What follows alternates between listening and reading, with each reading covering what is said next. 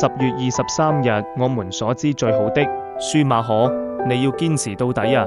把一件事做得十分好，勝過把很多事做得十分差。這就是第5個傳統的中心主題。我們圍繞住這個主題團結一致。我們團體的生命需要維持這一原則。12步驟和12個傳統第116頁。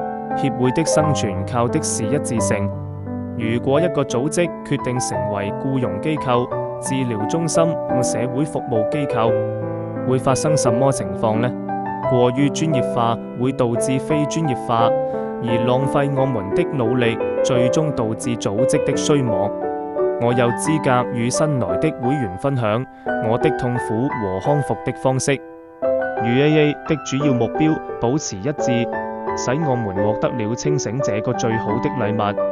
所以我的責任是重大的。